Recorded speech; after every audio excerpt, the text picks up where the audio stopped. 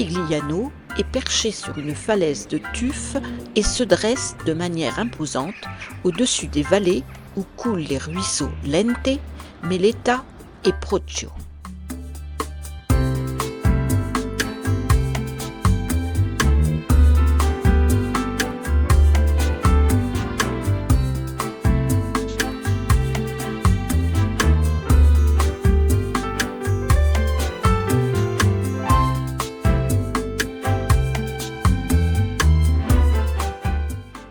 Elle offre une vue magnifique sur la nature sauvage et intacte de cette zone de la Toscane.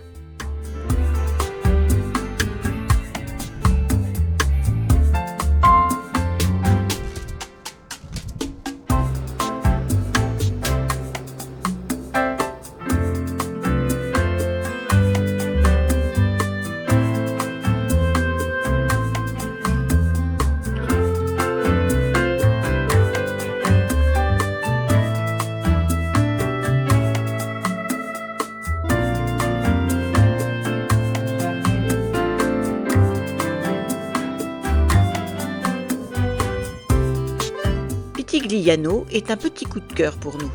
Son centre historique, ses ruelles fleuries, ses venelles et ses escaliers avec différents niveaux offrent un charme envoûtant. Dans les rues, pas de commerce pour touristes, mais plutôt des ateliers d'artisanat et d'art. Pitigliano n'est pas un village-musée, on y croise les habitants qui vivent encore dans ce centre historique.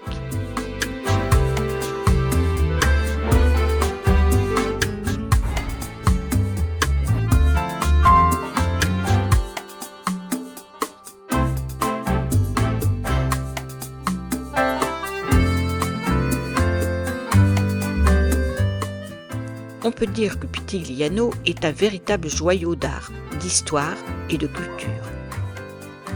Chaque recoin de son centre historique raconte un passé riche en histoire. Les ruelles étroites, les petites places, les vues panoramiques, à Pitigliano, tout est magique et offre une émotion unique.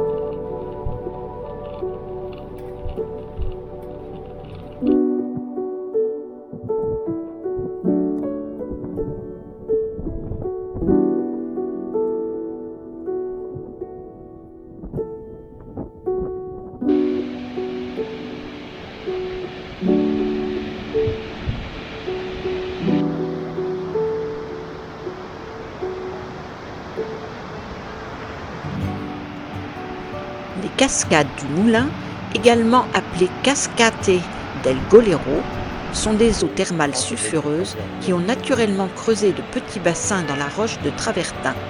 Ici, il est possible de s'immerger gratuitement, de jour comme de nuit, toute l'année et en toute saison.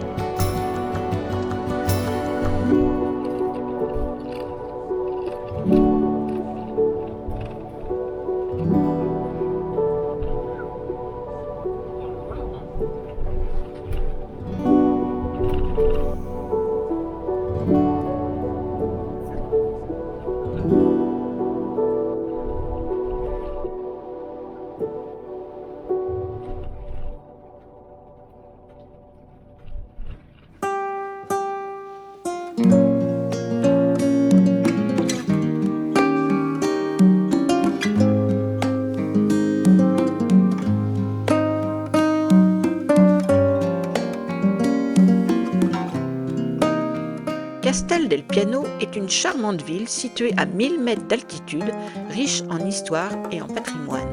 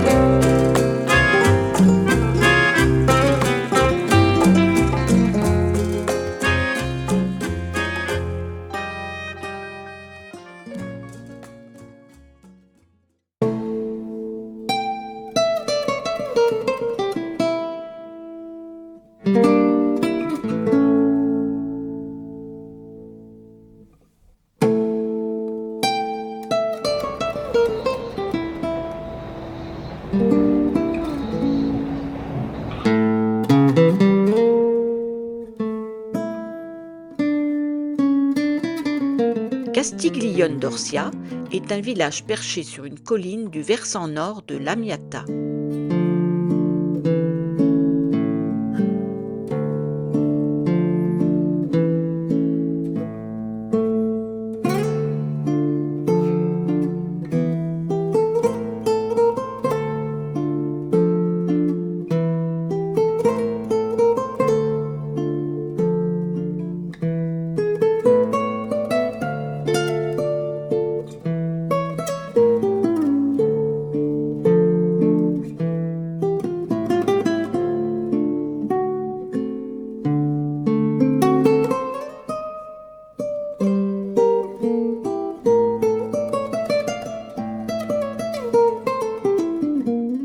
Au-dessus du bourg, la forteresse de la Rocca di Tantennano est posée au sommet de la colline calcaire.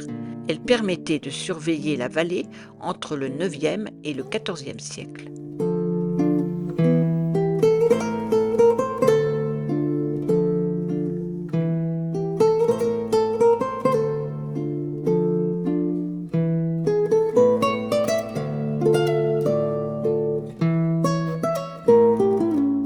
Au cœur du village se trouve la Piazza Viecetta, la place, légèrement en pente et pavée de pierres brutes, comportant en son centre un puits en travertin du XVIe siècle.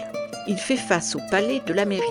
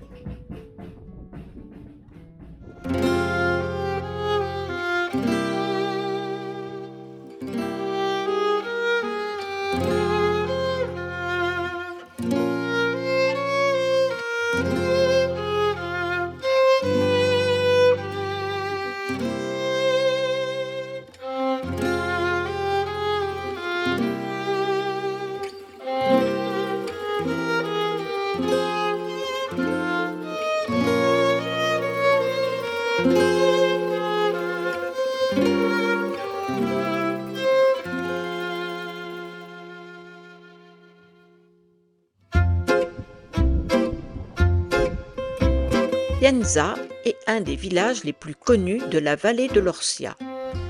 Tous les villages du Val d'Orsia font partie du patrimoine mondial de l'humanité de l'UNESCO. La merveille urbanistique de Pienza est l'œuvre de la vanité et du mécénat d'un pape connu sous le nom de Pie II.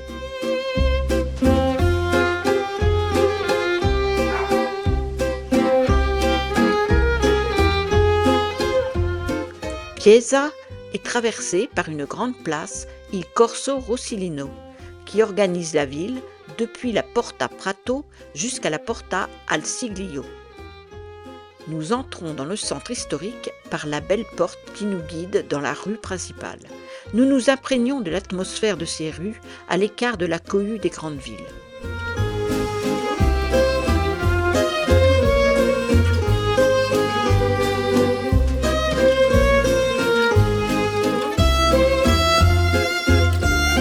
Chaque ruelle, place, fontaine sont agréables à découvrir. Les noms des rues donnent le ton romantique, tels que Via dell'Amor, Via del Basio, Via della Fortuna, qui se traduisent par rue de l'amour, rue du baiser et rue de la fortune.